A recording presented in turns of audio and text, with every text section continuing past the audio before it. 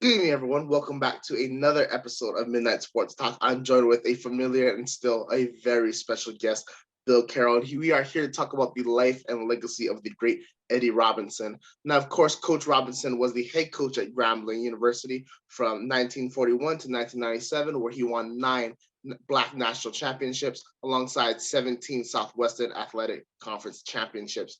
During his time there, he sent over 200 players to the pros that beat AFL, NFL, then obviously the NFL after the merger, and also the CFL as well. 4 of his players went on to become Hall of Famers. That would be Charlie Joyner, Willie Brown, Willie Davis, and Buck Buchanan. He sent the first ever Black quarterback to be drafted in the first round in 1978 in Doug Williams, who went on to take Tampa Bay to the NFC Championship game in only their 4th year of existence, and eventually won a Super Bowl with Washington, winning the Super Bowl MVP over John Elway and the Denver Broncos in Super Bowl 22, I believe.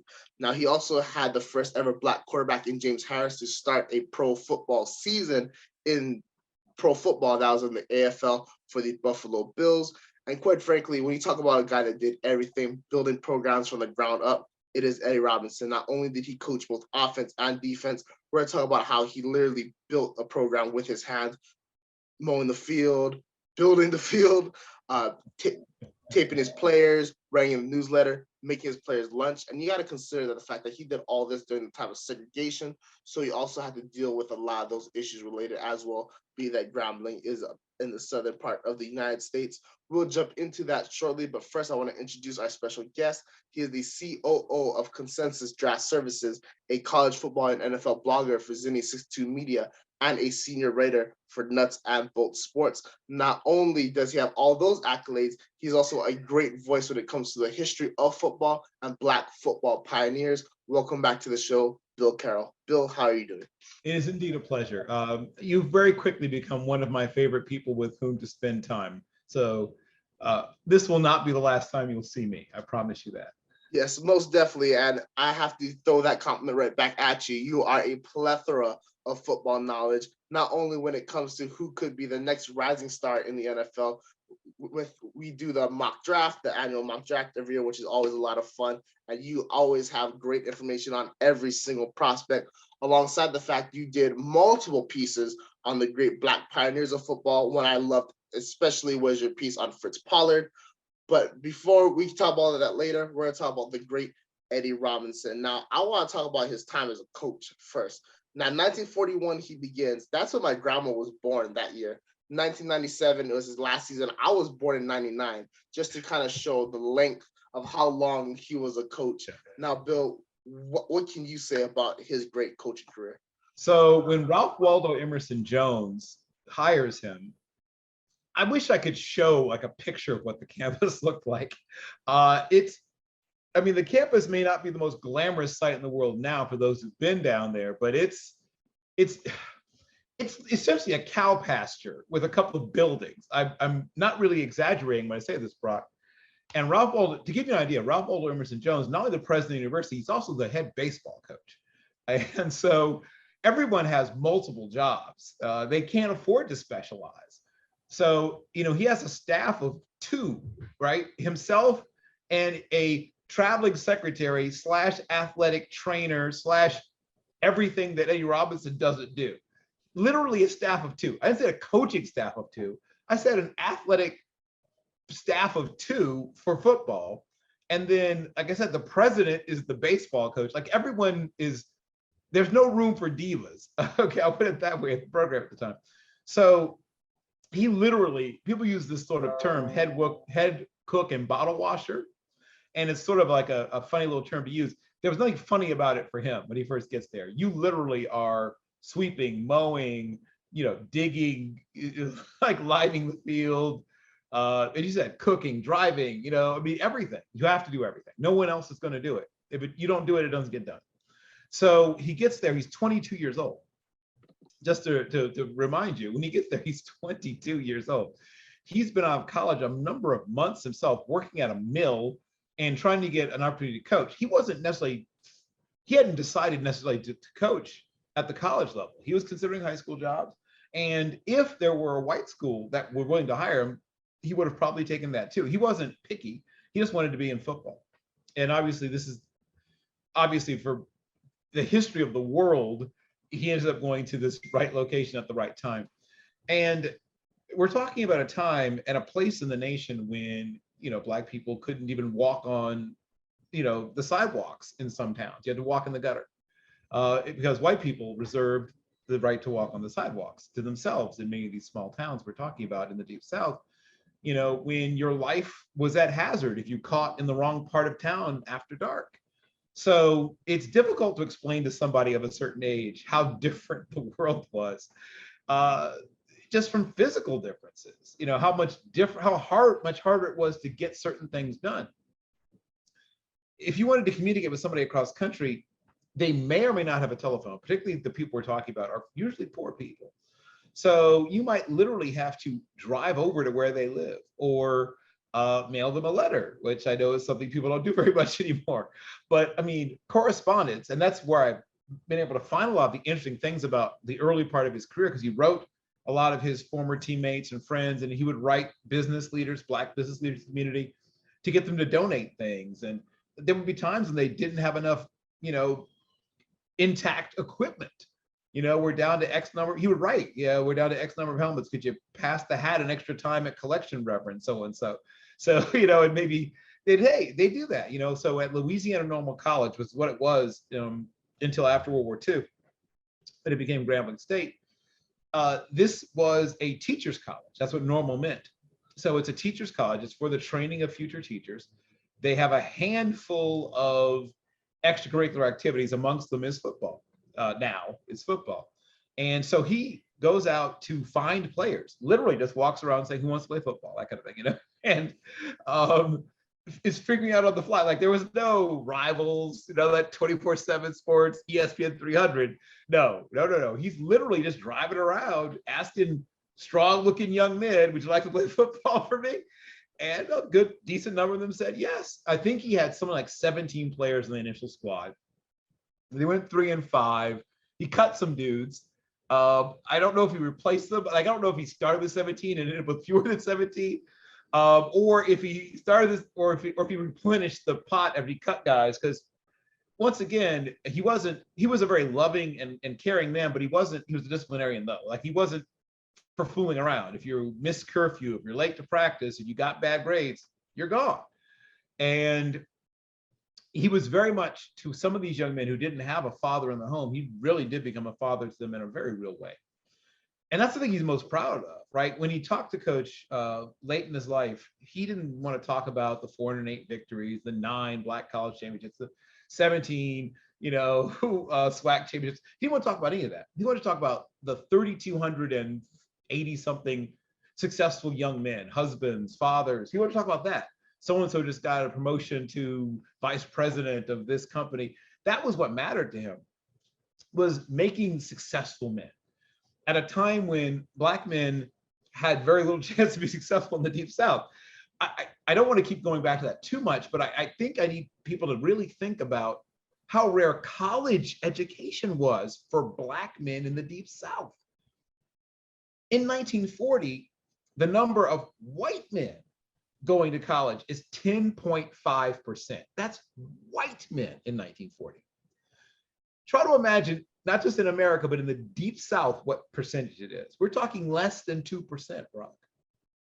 Right? 100 Black men, less than 2 of them are going to get a college degree. If you're talking about Alabama, Louisiana, Mississippi, right? What he did is essentially miraculous, right? Because he takes this place with almost no operating budget at first and says, I'm going to build a program. They're not a very good program initially. Then they go 9-0 the next year. I don't have words to describe how amazing that is. And it was because he wasn't some amazing X's and O's innovator, right? That was Jake Gaither or Willie Cooley, if we're talking about the other great HBCU coaches that were really like tinkerers who came up with great things schematically. He was a guy that did things that he understood and knew, but he did a great job of reaching the thing that motivated young men to be great. Partly because they didn't want to disappoint him. He wasn't a screamer, he wasn't a yeller, he wasn't a cusser. But he would let you know when he was disappointed in no uncertain terms. Nobody ever wondered what Coach Rob thought about you. Like, you knew where you stood with him. he was very clear about that. It was God and grades first, right? Family, football. He wanted you to put those other things first. He wanted you to get good grades. He wanted you to be a good person. Um, whatever your religion is, he wanted you to be a faithful person, and to take care of each other. And then if you were great at football, that was a bonus. And did he want you to be great? Of course. He wanted you to be great at everything, though, not just football. If you were great at football and bad at everything else, he was going to be disappointed in you. Your grades were bad, he's disappointed in you. You're treating your family badly, he's extremely disappointed in you.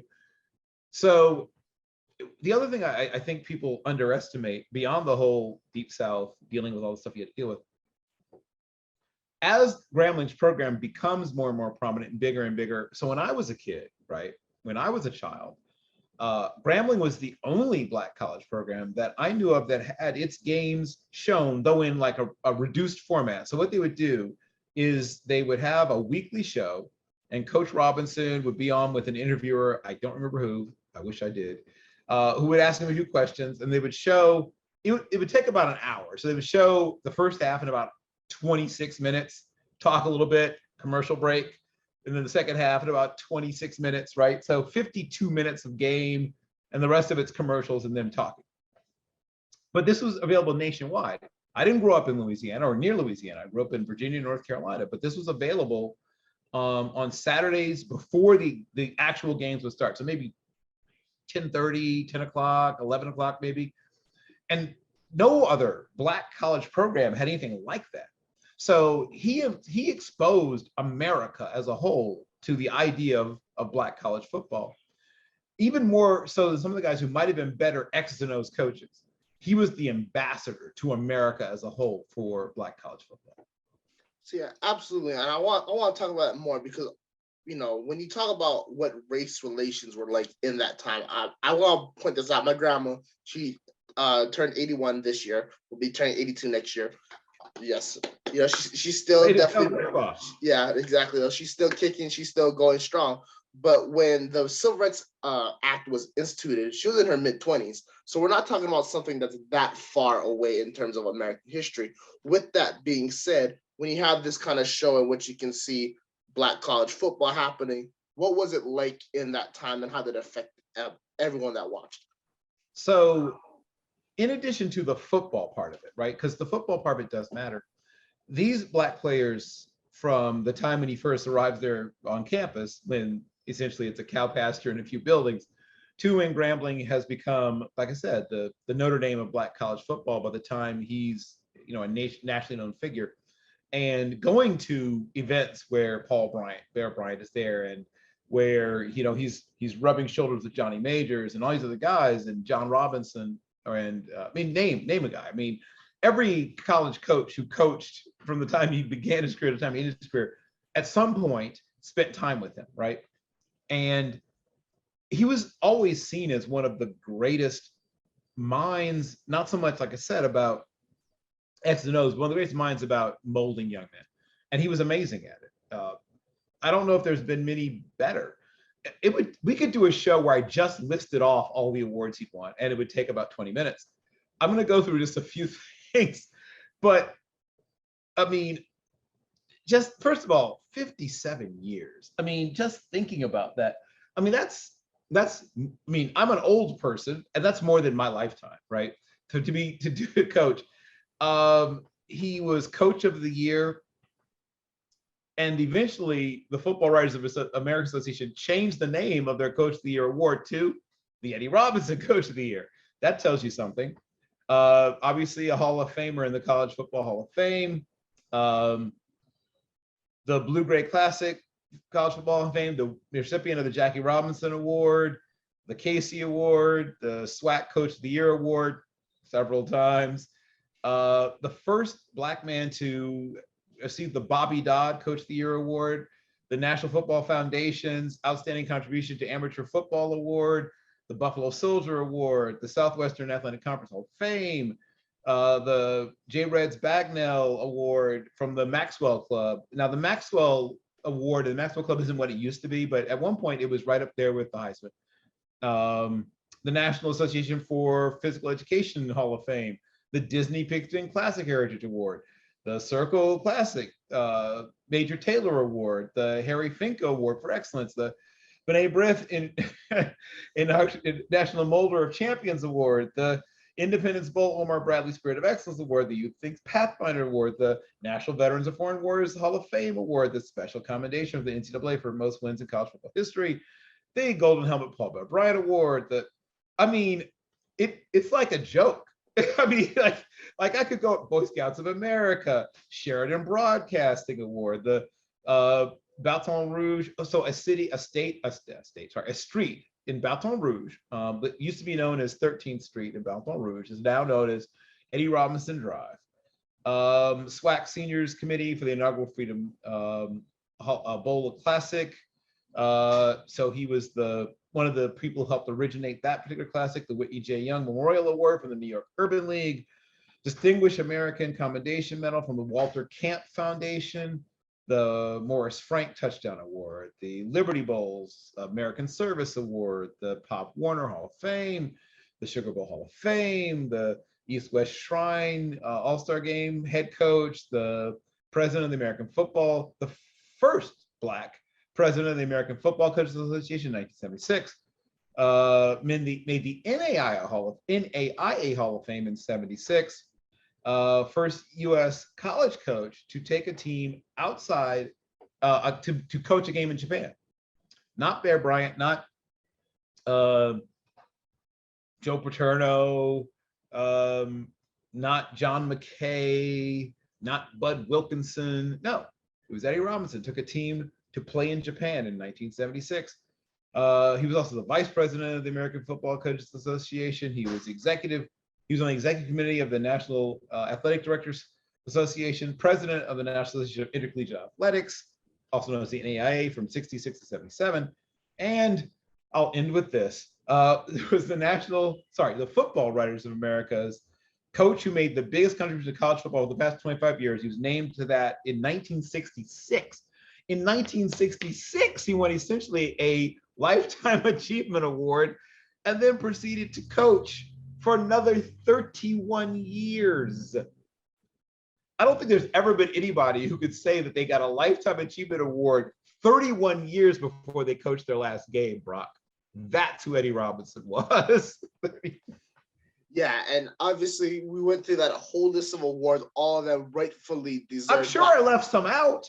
At this point, there's no doubt, But I want to talk about that last one. You want to talk about innovation and how his influence has, kind of touched on the modern game. Now, going back to Doug Williams, right? And we've talked about this in another episode, but essentially he gets drafted in the first round, 1978, goes to Tampa Bay, takes the NFC Championship game, eventually wins Super Bowl with Washington. Yes. Another player in that draft who goes undrafted is Warren Moon out of the University of Washington. Many people wanted him to switch positions. He said no. Dominated the CFL at the now Edmonton Elks, won, I believe, 5 Grey Cups, goes to the NFL, absolutely lights it up, right? But that just shows to you the lack of opportunities that Black quarterbacks got in 1978. Now, that's definitely not that long ago, right? No, I very much remember. So I actually saw Doug Williams play in person in a night game, right? Driving rainstorm. I went to Norfolk State, but this is before I was where I'm in college. My dad also taught there. So my dad's a big football fan, and I'm already insanely interested in football. So he's like, "Do you want to go see Grambling?" And I'm like, "Why are we still talking?"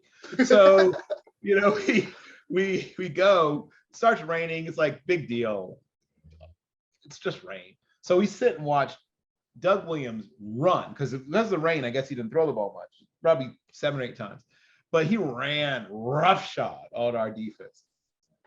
Oh, it was hard to watch. But it was great to watch also because I would, get this opportunity to watch Doug Williams in his prime. And Doug Williams in his prime was essentially John Elway. I mean, he had a super strong arm. He was big, strong, fast. They ran wing T. So it was not a quarterback-friendly offense in the sense of putting up big numbers. He was a guy who, maybe in a big game might throw 22, 23 passes. So it was a very run-based offense. And one of the reasons that Doug struggled, well, one, he's went to a terrible organization, one of the worst in the history of football. So that's one thing. And Hugh Culverhouse, I don't want to sort of put a pall over the events of the evening. We're having a celebration of Eddie Robinson, but Hugh Culverhouse was one of the worst owners in the history of the game and a racist. So I can only imagine what went on when they decided to draft Doug Williams. But another show. So it was a tough situation for Doug for a bunch of reasons. Despite that, a couple of years in, they're a playoff team. So first of all, shout out to John McKay, who took one of the worst franchises in the history of sports, football and other sports combined. It's one of the worst anyone's ever seen, and turned them into a legitimate playoff team in just a handful of years. And Doug Williams suffered physically, partially because his offensive line was the greatest, but also, death threats and all kinds of insults and people mailing the most horrific things to him. And you can't imagine what he went through. And I've talked to Doug a few times. Last time was at the HBCU Legacy Bowl, and I mostly told him, how I've tried to forgive him for what he did to my Norfolk State team when I was a kid. But also I talked a little about what he's meant to the game, and he's, I'm not the first one to tell him this, but I said that you should get like you and Scratchy, because James Harris was there too when I was down for the inaugural HBCU Legacy Bowl. I said, you guys should get a little something, a little royalty or something from every contract that Deshaun Watson, this before what's happened to Deshaun Watson, but or Kyler Murray, whoever, like every one of those people, you should get a little something because they don't get to do this. And I'll throw out one other name, because actually the first black quarterback to be drafted in the first round was actually Eldridge Dickey, the Lord's Prayer, as they called it. And unfortunately, in those days, and the Raiders were a more open franchise than most to drafting and playing black players, but they were very impatient with Eldridge Dickey. And after he struggled, once again, coming from a very much run-based offense at Tennessee State, or Tennessee A&I is what it was in those days, later Tennessee State. When he gets to the NFL, he struggles, and immediately their first thought is moving to wide receiver, which essentially drove him out of football. And getting back to Doug Williams, Doug, to his credit, even when he struggled, people still saw that he was a quarterback, right? Like I said, he wasn't that different from Elway. For those who never got to see Doug Williams, especially in his prime, obviously struggles with Tampa Bay, has a couple of good years there, but it's just hard being good at Tampa Bay for all the reasons I mentioned earlier. But he had a couple of pretty darn good years in the original USFL. And I watched him there, and I thought, gosh, I hope he gets another chance, right? I hope he gets one more chance. And he does, originally as a backup. He's not brought in to be a starter. He's brought in to be a backup. And he's third on the depth chart when he initially arrives, and then works his way up to second on the depth chart, and there's injuries, and Jay Schrader is Jay Schrader, and eventually it becomes clear that your best option is this sort of retread, almost cast off. And Doug realizes what this is. This is his last best chance, and makes the most of it, and plays through injury, plays through whatever, because he realizes this is it for me. This team's good enough to win a Super Bowl, and he knows he probably will not get another chance. And he does. He does it. He does the thing, man. He obviously they go out there, they go down a couple of scores to Denver. He gets hurt at one point, sprains his knee, but he says, it's not going to kill me. He realizes that, I can tape this up, I can play, goes out and utterly destroys Denver in the second half, or even before the second half. But like from the time he goes back into the game, it's just a merciless onslaught of Doug Williams just throwing the ball and then running the ball all over a not bad Denver defense. But yeah, so the things that he instilled in Doug, one was just the mental strength to go through what he went through, because it sucked, man. Being a black quarterback in those days just flat out sucked, Brock. There's no other way to put it. It was awful. It sucked in every way that things could suck. People said very, very crazy things to you from the stands. I don't know. Pick a thing that makes things suck, and it sucked.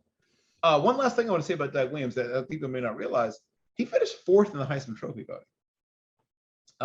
I think that's the second highest for any player from a HBCU. The only person who finished higher was Steve McNair from Alcorn State. So the second highest of all time. And the reason that that Gibbs picks him up later is he was on the Tampa Bay Buccaneers staff when McKay was there, and it worked him out. Had reviewed playbooks with him, gone through passing drills, and remembered his poise, his work ethic, his how studious he was, how tough he was, his big arm, his nearly perfect mechanics. He's a natural leader, and that he was smart, both academically a good student, but also football smart. You know, once again, an enormously strong arm. So the scouting report that Joe Gibbs wrote up is Douglas, you call him Douglas, is a natural leader with confident, commanding presence, very well coached by Eddie Robinson, knows the game, has a real desire to learn more, just has what it takes. Guys want to follow him. Ideal composure for a quarterback, has a big arm with perfect passing mechanics from head to toe. Back foot is consistent and perpendicular to hips on every throw with a fluid release, makes all the throws, can really throw it deep with touch and accuracy. Was a pitching prospect, which is true, threw in the mid 90s in high school. Has a very rare arm strength and overall talent. Douglas will have one of the strongest arms in the league from the day one he's drafted. Great person. Professor spoke highly of his classroom preparedness. Attentive student that likes to sit in front of the classroom. Currently a student teacher in Monroe, Louisiana, who wants to coach in the future. Hard worker, very academic, studious, takes lots of notes, processes information quickly, team-oriented and mentally tough. Very football smart and extremely prepared, just very impressive. That is Joe Gibbs' scouting report that he wrote up on Doug Williams. Wow. And I just want to remind everyone that Joe Gibbs is a student of Don Coryell, aka Eric Coryell. So when you talk about the passing game, that's one of the most knowledgeable minds, not only of all time, but especially of that time, talking about Doug Williams. Now, I want to talk about Eddie Robinson's influence on Black quarterbacks a little bit more, because for me, I'm 23 years old, very young guy. I never saw that side, right? Like, my first draft I ever remember, Jamarcus Russell was the first round pick, right? The first ever playoff game was Chargers versus Titans. Vince Young was the starting quarterback for the Titans. So I didn't understand that there was a time in which Black quarterbacks didn't get that opportunity. Now, I think it's a Gary Owen joke. Essentially, there's Black quarterbacks all over the place. Like, majority of them in college, like everyone in the pros, most of them are backup, just waiting for you to mess up and they're going to get their shot, right? When it comes to kind of the evolution of the quarterback at college game, let's talk about from the 90s into now, you see guys like Jamel Holloway at Oklahoma and Tommy Frazier, but they ran more of the option offense. What was, in your opinion, the real breakthrough at Division I level that made everyone go, all right, we got to give Black quarterbacks a shot, and how did that relate to Eddie Robinson? Sure. Well, everything that has to do with Black people playing football to some extent relates to Eddie Robinson, but two things happened. So, obviously, as you said, there have been lots of success for the Jamel Holloways and Charles Thompsons at places like Oklahoma and Tommy Frazier at places like Nebraska. But the breakthrough came when passing quarterbacks, one, had success both in collegiate and then started to have success at the pros and showed people that they weren't just athletes. And the other thing was, the really big breakthrough was when Black quarterbacks got to be backup quarterbacks, right, in the NFL. It used to be that you had to be a starter and a top tier starter or you were out, right? It was either you're great or you're gone. And they didn't get the opportunity to be okay, right? Because white quarterbacks got the chance to be okay, to be mediocre, to be average, to be even below average and still hang around. I mean, there's guys who've had 13, 14-year careers being mediocre, right? Because they were good enough to be on a team. That didn't happen for Black quarterbacks until fairly recently, Brock. The idea of a Black quarterback being a career backup is an idea that's maybe 10 to 12 years old, right? Because go back, before guys like Seneca Wallace and guys like that, you just had to be a starter and a top tier starter, or you're, like I said, you got to go. A white guy can hold a clipboard. I mean, that was seemingly the mentality, right? We don't get a white guy to wear a ball cap and hold a clipboard. So Black quarterbacks had to be excellent. They couldn't be okay. They couldn't be even decent, right? I mean, look at what Donovan McNabb did through his career. He had two really bad years at the end of his career, but from virtually his second year to his third to last year in the league, he is a top 5 or 6 quarterback. And even then, he doesn't get really much respect. the crazy stuff that somebody like, Rush Limbaugh said, and all this stuff about, people giving these guys chances so they could be politically correct or whatever. I mean, it's insanity. Like, if you know anything about the NFL, you know it doesn't work that way. It's not like they're trying to check off a box saying, "Oh, we've got a black quarterback." No, if you have a black quarterback, that guy has more than earned it, especially in those days, and it's still quite difficult now.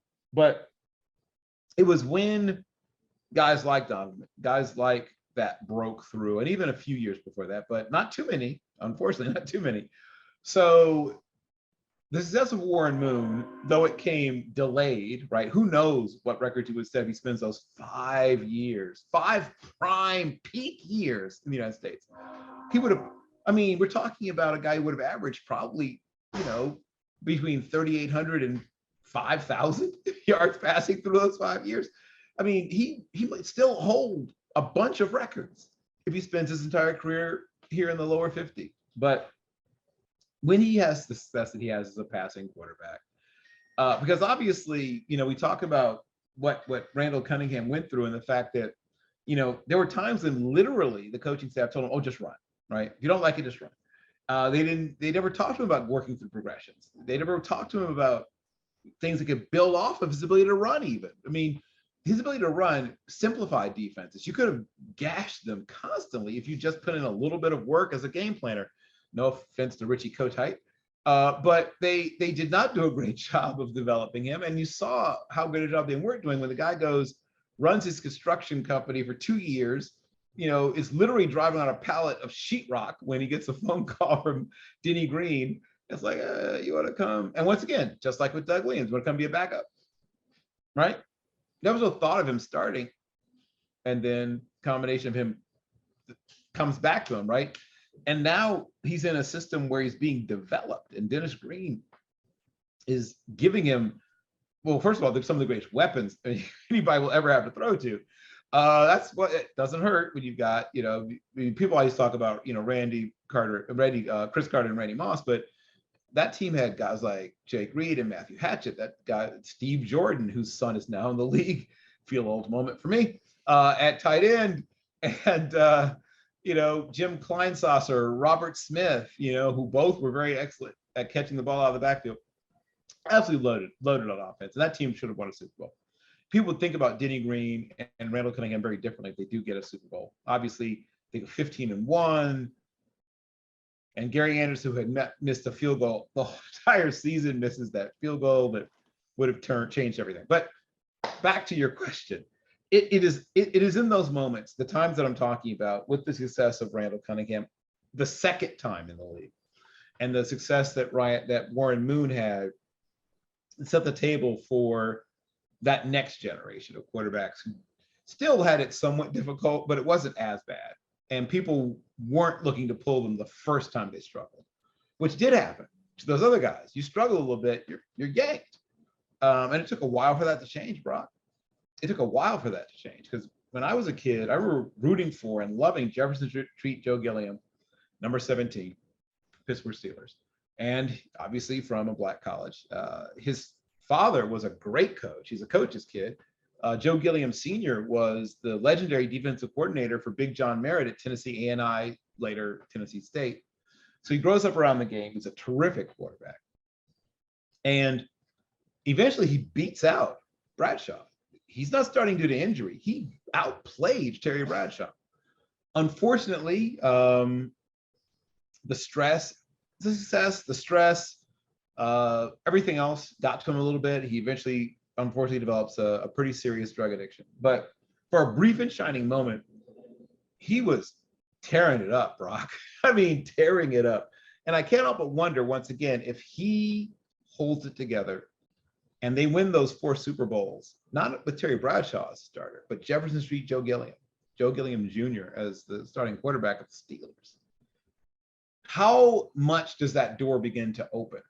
Because it opened a little bit and then slammed shut, right? That's what happened when we had those guys like Scratchy Harris and the late Marlon Briscoe, who passed away very recently.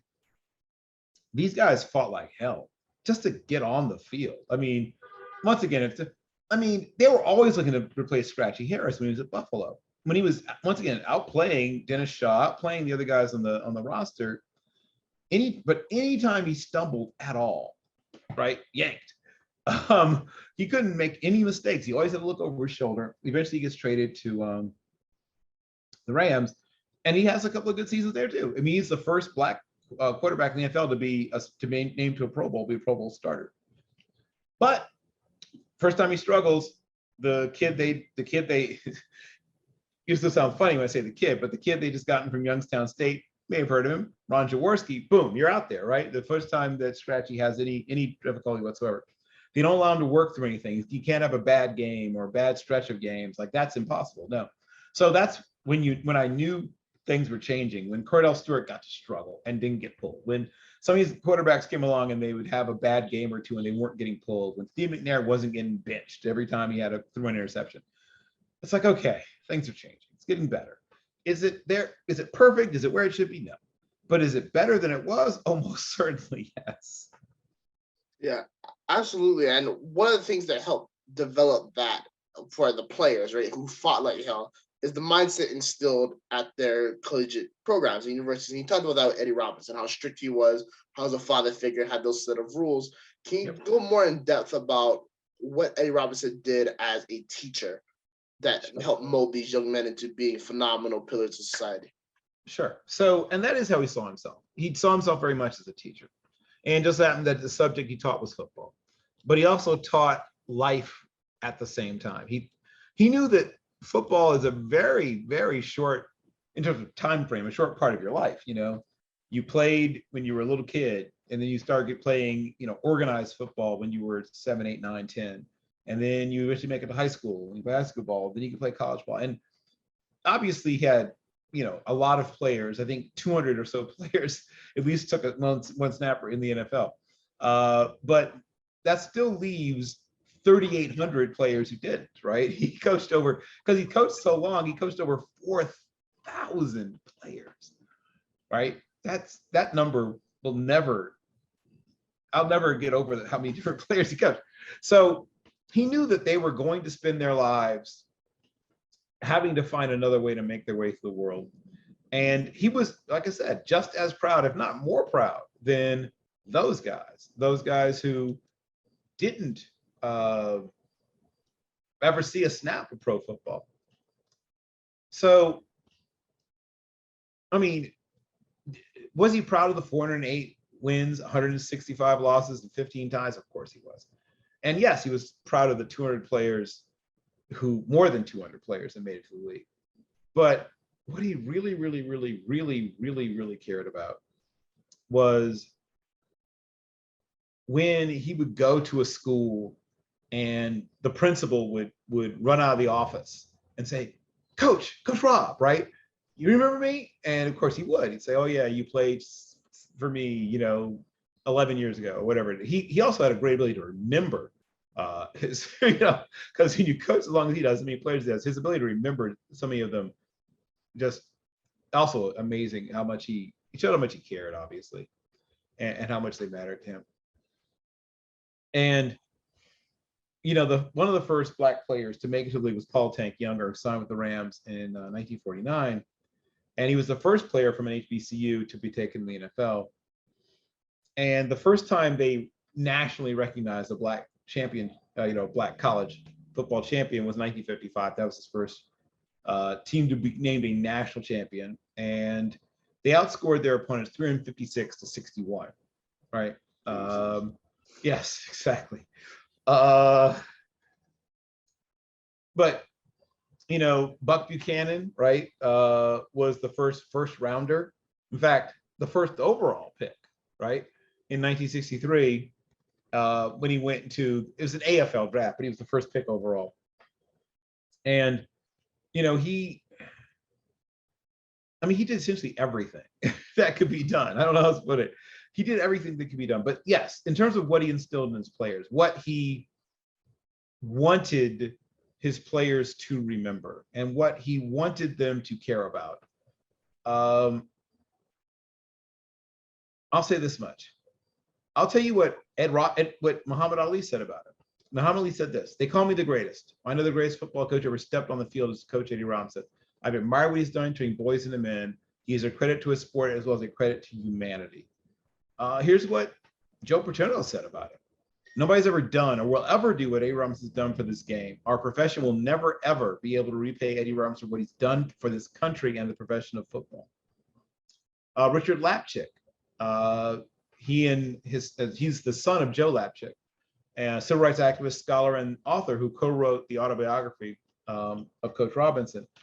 Eddie Robinson is a coach's coach, the son of a legendary coach himself, right? Son of Joe Lapchick. I saw a greatness in Coach Robinson the minute I shook his hand. When I saw him with his student athletes, I saw an enormous love and respect for them. I saw him with Doris together. I saw a lifetime love affair. Coach Robinson is a great leader, a father figure, a coach, a friend, a husband, an American, and above all, a great human being. Coach Phil Fulmer said, Coach Robinson is a great mentor to all of us. He was a dynamic coach with a phenomenal record. He's much more than that. And as a leader of young men, a great American, an example of character and integrity. And here's the thing I've noticed. I cannot find a single person, if they coached with him, if they coached against him, if they knew him at all, who could say anything bad to say. George Steinbrenner, who was a football player himself in college. I don't know how many people know that. And loved football, though obviously he's known for being owner of the Yankees. He was a legendary coach, a great teacher, an extraordinary man. I've known him for many years. We were terrific friends, and I lament his loss. This is what he said when Coach Robinson passed. Reverend Jesse Jackson, who went to North Carolina A&T, where he played quarterback, said he was a role model, a pace setter. He took black college football to the big stadiums, nationally and internationally. The Grambling football team and marching band have become a worldwide point of reference. The governor at the time was Governor Blanco, Kathleen Blanco. Today, we mourn the loss of a great Louisianan, a true American hero. Coach Robinson became the most successful college football coach of all time and one of the greatest civil rights pioneers in history. One of his players, Willie Brown. Wow, this guy was bigger than life itself. He really impressed me by the way he handled himself, what he believed in, what he stood for. I couldn't have learned from a better coach than Coach Robinson. Roger Goodell, Commissioner Goodell, said A. Robinson, synonymous with the sport of football, will be forever grateful for him and more than 200 men he developed at Grambling, who starred in the NFL, and who later coached the next generation of NFL players. He's always been focused on coaching his players to be better men as well as better players. And I'll give you one last one. Bobby Bowden, himself, of course, a coaching legend. First time I met Eddie Robinson, no, I'll do it without the accent, just kidding. First time I met Eddie Robinson was up in 1968 in Uniontown, Pennsylvania. I was an assistant coach at West Virginia, and he was the head coach at Grambling and very successful. He came up there and spoke at a banquet. Heard him speak. He's the kind of guy that you get close to immediately. He was a people person, and you couldn't help but like him. I doubt if there's a coach in the United States that I have more respect for and loved more than Eddie Robinson. The real greatest tribute to him might be the fact that I cannot find anywhere anyone who has anything bad to say about him. I mean, from people who knew him in passing to people who knew him extremely well. So people who coached with him, coached against him, or coached by him. Everybody had great things to say about him. And what he cared about, like I said, more than literally anything else, was what was going to be left behind. And he knew what was being left behind was the men, the young men himself, right? The people that he was going to help to shape. And so I want to say one last thing, that the Robinson Foundation, Eddie Robinson has a charitable foundation that has survived, post his passing. And it's helped to sponsor some really important things. And one of the things I want to just make sure I mention is that Grambling University, in coordination with the Eddie Robinson Museum, has established what's called, this actually happened almost exactly a year ago. No, sorry, almost like 2 years ago. I keep forgetting it's now 2022. So almost exactly 2 years ago. So August the 10th of 2020, they established at Grambling the Doug Williams Center for the Study of Race and Politics in Sports to engage public education and develop potential social and political solutions to issues that concern professional sports. The NFL also is a supporter of it in collaboration with the Eddie G. Robinson Museum. And politics and race have been historically intertwined in the sporting world, said Doug Williams. The National Football League executive and, of course, a Grambling alumnus. It's not a new concept, but it's one that we must educate our future leaders to cultivate an ideal environment for the next wave of great athletes, coaches, and sports leadership. And the reason that this happens is because, well, I mean, he's been coached by Eddie Robinson, and Eddie Robinson instilled in them that if all you do is become a better football player, I've failed you. If that's all that comes from this, is you're a better football player, then I have failed you. If I help you to become a very, very great football player, but you gain nothing else from this time you spend here, if you leave without your education, if you leave without connections to other people, if you leave without feeling like you have something that you should be giving back, not just to the game, but to the world, then I failed you. And so by building men, as well as he built this program, and maybe even more so than he built this legendary program, that was the mark he wanted to leave. That was the thing he wanted to accomplish more than anything else. So that's really the real tribute, more than a statue, more than a museum, is those men and the impact that now they will have and their children will have. Because though people like to sort of downgrade the importance of college education now, it is impossible to explain to somebody that wasn't alive 50 or 60 years ago, and particularly more than that time, about how difficult it was. I mean, even the GI Bill that should have helped Black veterans to go to college after World War II, since due to Senator Eastling, who was a Mississippian and a very powerful member of the Senate, he wouldn't let the GI Bill pass unless the actual funds, so they're federal funds, but unless the state were the ones that determined access to those funds. Now, guess what happened in the Deep South, Brock? Want to take a stab? I think we know where that's going.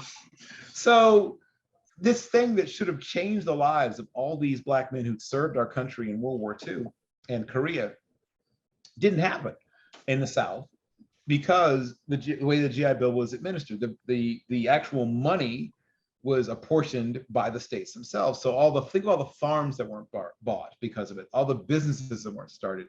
Like, it's not just what it did to those families and those people, but it's our country suffered. Our country isn't the country it could have been or should have been because of all the opportunities denied for generations. And Eddie Robinson carved out a place for 4,000 plus young men to get developed as people, to get their education, because he insisted you're going to get your education. You weren't coming there to play just to play football. If you thought that's all you were coming there to do, then you had a rude awakening, because Eddie Robinson wasn't about that. Like, you were here to be developed as a person, to become a good student and once again, a better man. And essentially, that's the thing that is his greatest, like I said, tribute, beyond the arm-long list of awards and everything else, is that he did it. He successfully found these people who were in this incredibly difficult place and time in America's history, and especially in the American South. And he built these people, he built this program, and his lasting legacy, like I said, is all of those people who will have a better life, as were their children and their children's children and whatever, throughout who knows how many generations, because of what he instilled in these young men for 57 years. Like, I can't, I will never stop being blown away by that number, because we think about, oh, wow, so-and-so's been there for, how long, blah, blah, blah. And it's a long time, but no offense to anyone else, but nobody is going to touch that. Like, that's it. He's the top. There's, like, it's like with Jerry Rice, receiver, like, you could be great, you could be amazing, but you're not gonna be Jerry Rice. That's not gonna happen for you. You could be an amazing football coach. Coach Saban's an incredible coach, but he's not Eddie Robinson, right? So that's what I'm saying, is that his football accomplishments to him are at most secondary, when he thinks about what he thinks about what he did, what mattered to him. His greatest accomplishment was looking at all those lives, man. And he changed all of their lives. Nobody came out of there saying, oh, I'm the same as when I came here. Oh, I just got better at football. Nobody ever says that. Nobody ever says that. Yeah, and I want to talk about that, about legacy and generational. When we talk about generation, talk about generational legacy, generational wealth.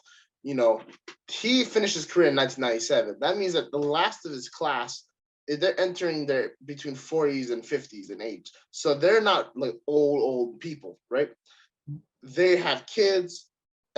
His generation after generation after generation of young men have been impacted by Eddie Robinson, either directly or indirectly, due to the men that he raised. I just want to touch on that real quick and how now they are going to go out into the world and be the future of this nation and wherever and whatever they do. So I just want to give Eddie Robinson his flowers for just being, Sure. even from the next life or wherever we go after we end ours, he is Sure. still making an incredible impact till today. So I that just last, think it's yeah, incredible. that last class, as you said, those are people who are probably 46, 47, 48, right? That last class. And obviously that first class, are people who are, in their well into their 80s. Let me see. That first class would be In their hundreds, 90s. right? Yeah, right. Good point. Right. They're like 20-year-old men in 1941. Yeah, they'd be in their 90s, right? I guess Yeah. it'd be right. Wow. So that I'm sure there's some guys living from that first group. Not many, but probably a couple. So he probably could have literally coached the grandsons of some of the guys he coached when he first started coaching. I know he coached some sons.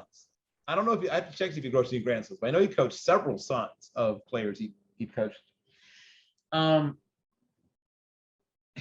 that's what he cared about, right? Was people thinking I should send my son to Coach Rob, right? That's the kind of thing that he cared about. People realizing that this is what helps you to be the person you can be and should be.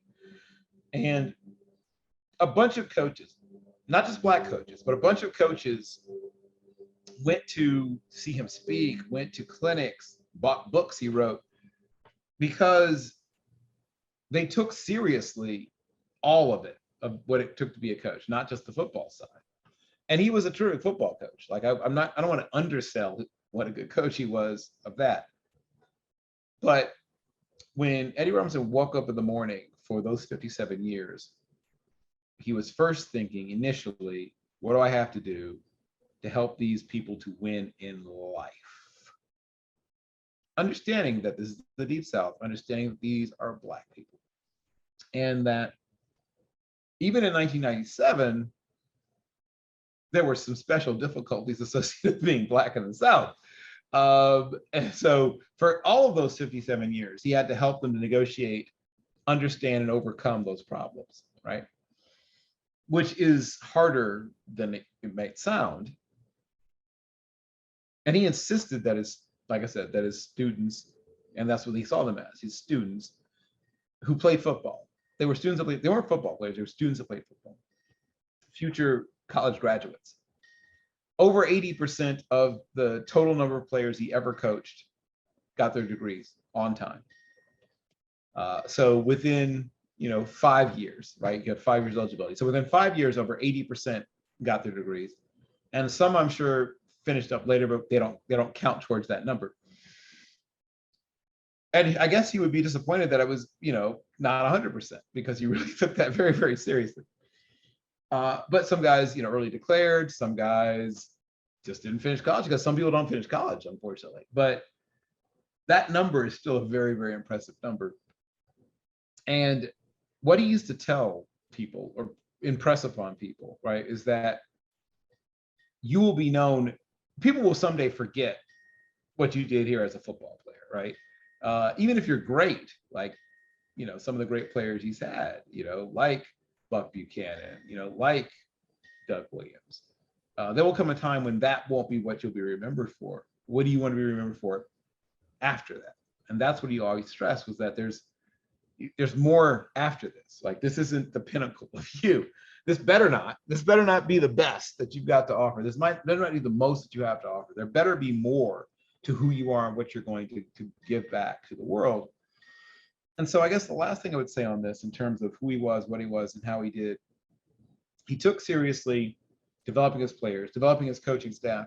A lot of his former players have become successful coaches. A lot of his former assistant coaches have had success.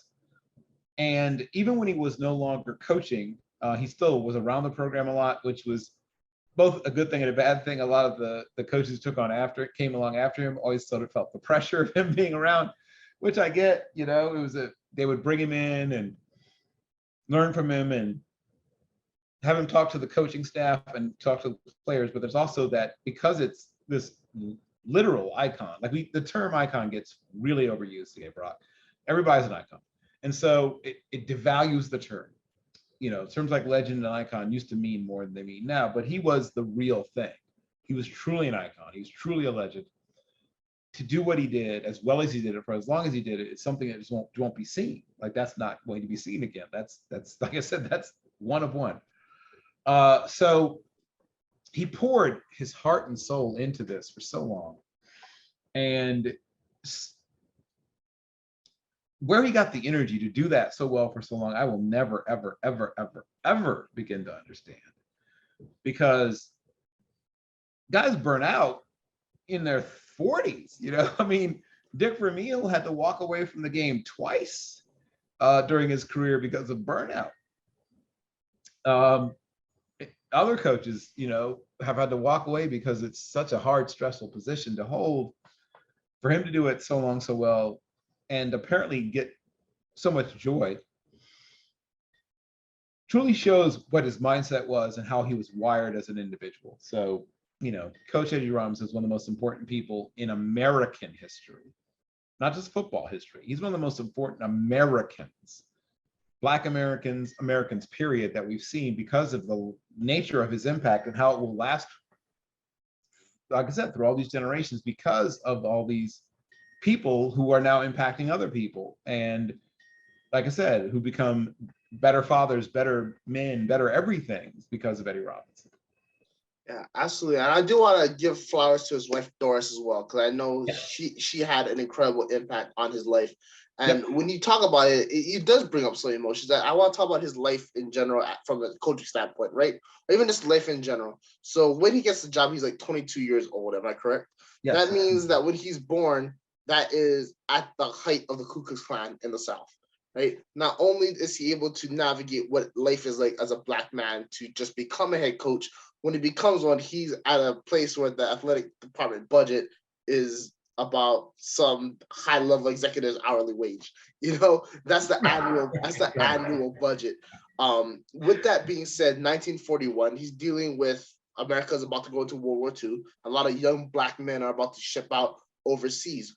Alongside that fact, when you talk about his 80% graduation rate, what was the quality of education those young men were getting even before they got to college? So not only was he a teacher like that, he got them through that point as well.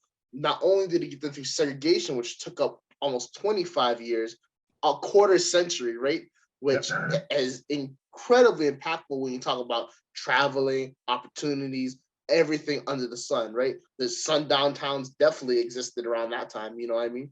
And then after that, you deal with a bunch of other issues. And even towards the tail end of his career, the Rodney King riots happened, right? So he's having to mold these young men to teach them what it's like to be able to see these things, to handle these things, and to be able to overcome, persevere the obstacles that come up because of the color of your skin and the place and status of which you were born.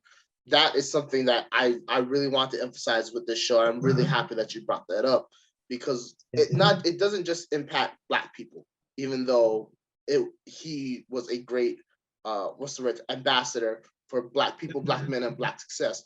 That goes across the board to everyone who has been, you know, what's the right term? Basically has had the opportunities because of factors that they can't control. And sure. I just really want to emphasize that when it comes to the legacy of the great Eddie Robinson. Yeah, what's up?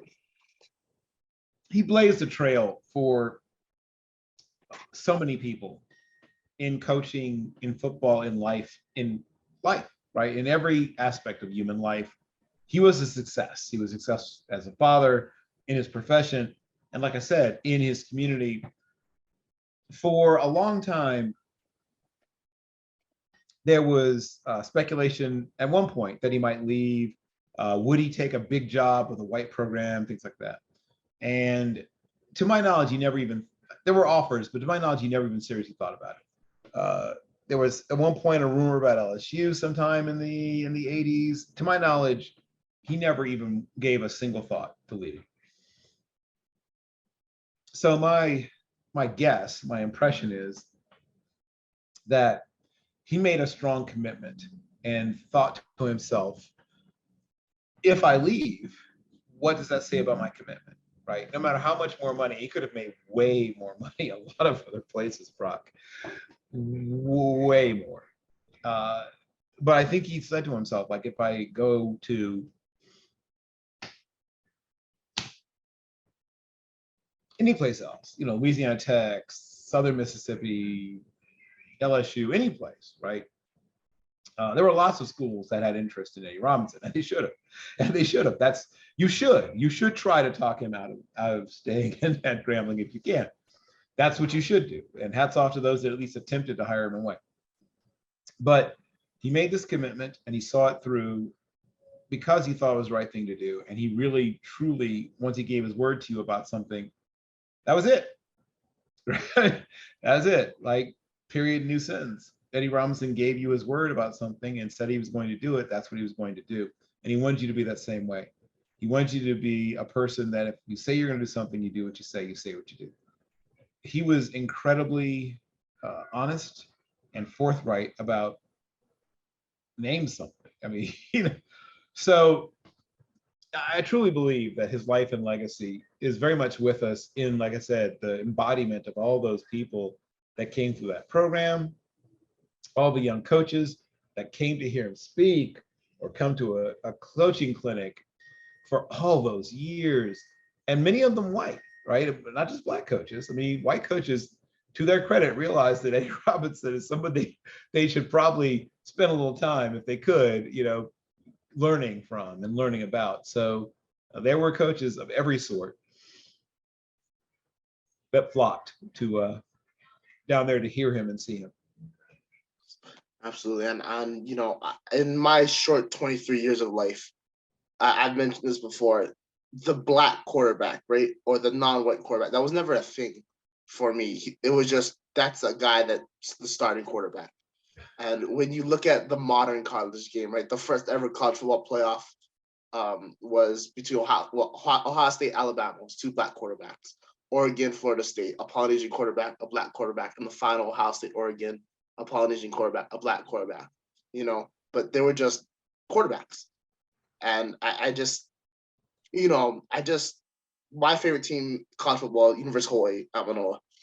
Middle linebacker was a guy named Solomon Eli Mimian. Oh, You know, Canadian football legend, right? He had a brother who played too, right? Abraham Eli Mimian. Yep.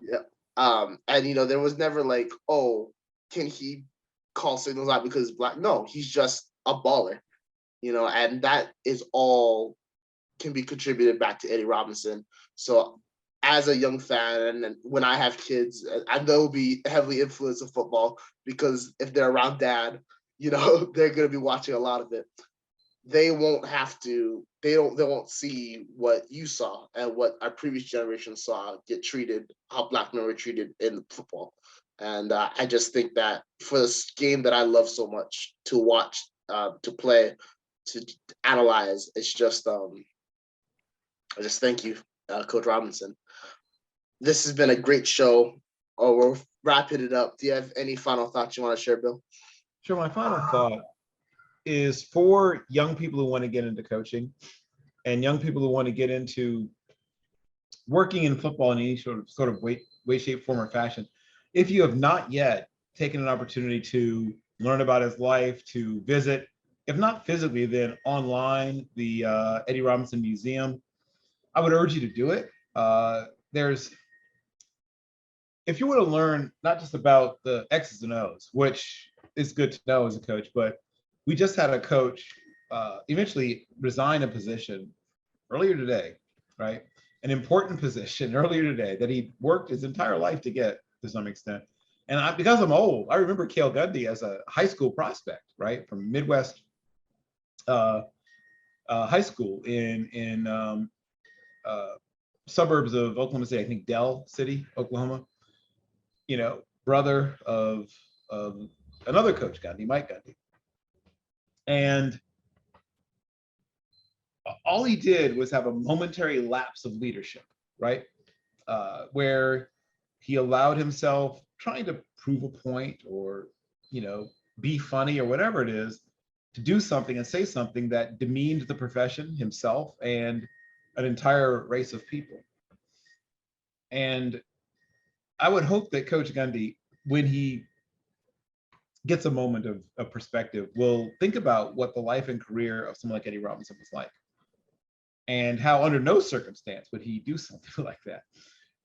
And this isn't me bashing, or I hope it doesn't come off as me bashing. I just think that we've come to a point where a lot of football coaches prioritize the football part, which I understand. I mean, it says football coach. You should be worried about football, but I don't think all of them embrace the holistic nature of what you can be to these young men as a coach. And so I hope that, and Coach Gundy will get another opportunity. I'm convinced of it.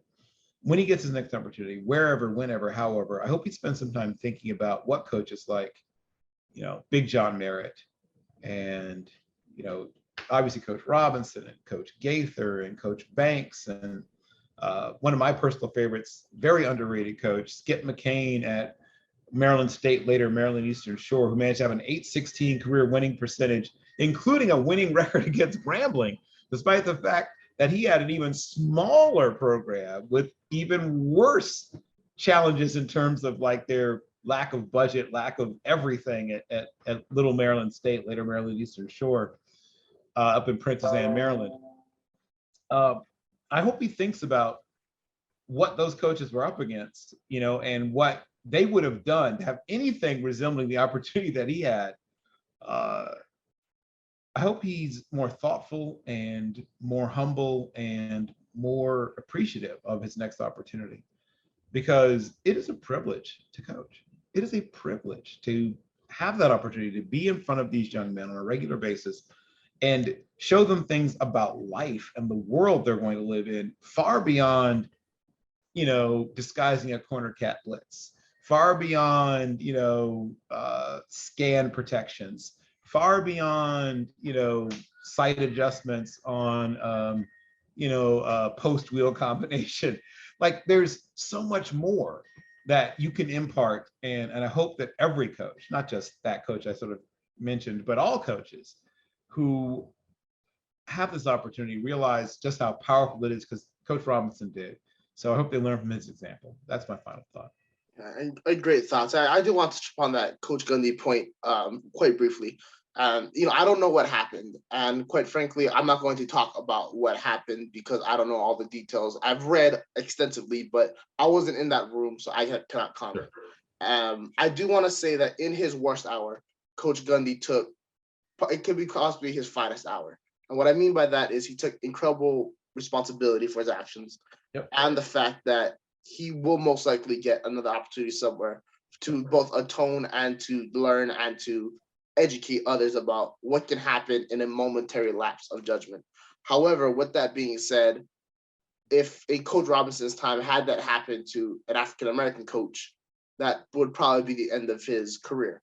If something like that happened, as we talked about, because, Black people just weren't given the opportunities in the football level that they are now. With that being said, Mike Tomlin once said that being a coach is being a teacher. And in this new era of college football, where we see 24/7 and rivals and rankings and money and NIL and here and that, we lose sight of that because we're so focused on winning. And of course, winning is definitely the ultimate goal on the football field. As a coach, you have a great privilege and opportunity to mold young men into being examples of what you want them to be. And that's something Coach Robinson did exceptionally well. I want to commend him on that. And I've been hammering this point home the entire night. There was never any restrictions on me, my friends, regardless of color, what position we could play. The only thing that would change that is our athletic ability. And that's how the game should be. That's how the game should be played. And I'm so grateful for men like Eddie Robinson, who gave opportunities to these young men so that the game that I love so much is fair and is decided on the football field.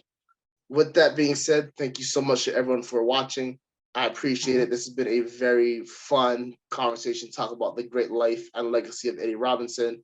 We'll catch you guys later. Bill, any last comments to the fans? My last comment to hopefully you'll be seeing Brock and I more in the future together. That's a little teaser. Also, I have a series of videos I'm doing for Zinni 62 Sports Media where I'm going to talk about the cap situation, roster situation, and sort of some positional battles of all 32 teams. I'm up to Jaguars. I think Lions are next. I've lost track myself, but I'm working with all 32 teams.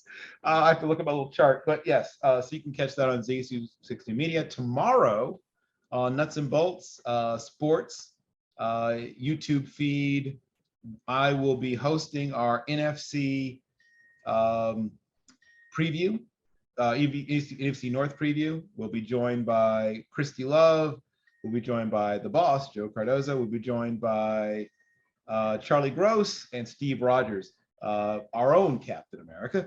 Nuts and Bolts Sports. Also, I'm working on an article that I've written too long and need to cut down about the Commanders sort of botching an opportunity to have, one, a cooler team name, and two, help to rebuild some of the bridges they've broken or burned or whatever with DC's Black community. And and then I'll be starting up my Feeling a Draft with hopefully a new co-host soon, talking about prospects that we'll be talking about throughout the 22-23 season. So that will be on TalkShoe and simulcast via YouTube and on TalkShoe itself. All right, and just a quick reminder for everyone, that will be August 9th, tomorrow, when that show will be going down. With all that being said, once again, thank you guys so much for watching. We'll catch you all next time. Bye. A pleasure.